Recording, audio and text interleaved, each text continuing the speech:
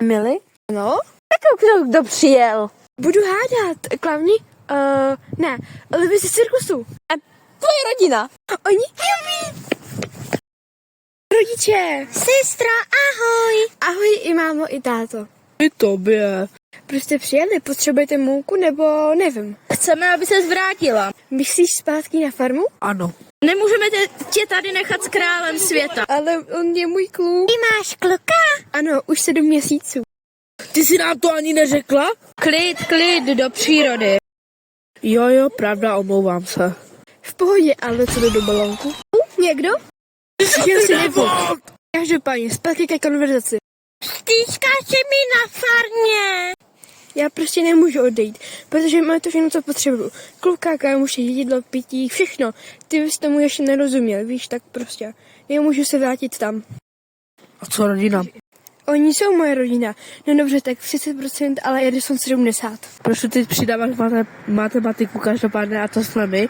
Kousíčky chlebu s kukuřičnou žvíkačkou na vrchu? Kde je kukuřicová žvejka? V druhé základní škole pod lavicí učebny přírodopisu. Díky, zítra tam zajdu. Dino, pojďme prosím ven. Nelíbí se mi ten kluk s brýlema, nabarvené vlasy na zeleno s pramínkem. To černé je nabarvené a jmenuje se Depres.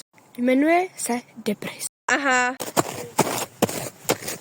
Ty nás vůbec neposloucháš. Už mi není 5 let, už jsem legálně dospělá. Ty to nechápeš, my jenom. Drazí rodiče, drazí bratři, mám pro vás novinku a to, že mi není 5. Proč všichni na hodině musí začít zpívat? Ty nás nechápeš. A dost. Život svůj mám a ten starý vám zakašlu. Motýlka vám na pohřeb nenosím. Jsem statná chlap? Ne. Chceme tě, sestro, všichni na farmě zpět, prosím. Je mi to líto, ale nejdu s vámi. Ty určitě víš, jaké je to ztratit někoho drahého v mém životu. S tím klukem jsem byla rozdílená a to jen na 5 minut.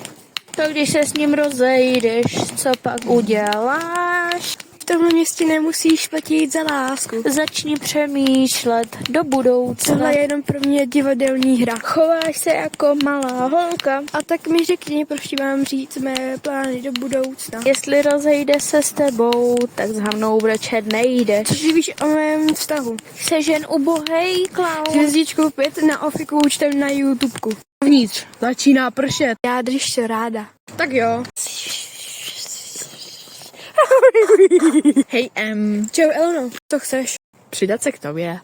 Proč? Nikdo by neměl být sám. Víš, nejsi tak špatná, když nemluvíš o módě. Já vím. Se přidat? Já. Co já? Jasně. Spali jsme celou noc na chodníku? Jo. Jo, spale. Ale mě to nevadí. Přece jsem místní klaun. Moje záda. Na čem jsem to spal? Žvíkačky! Moje žve.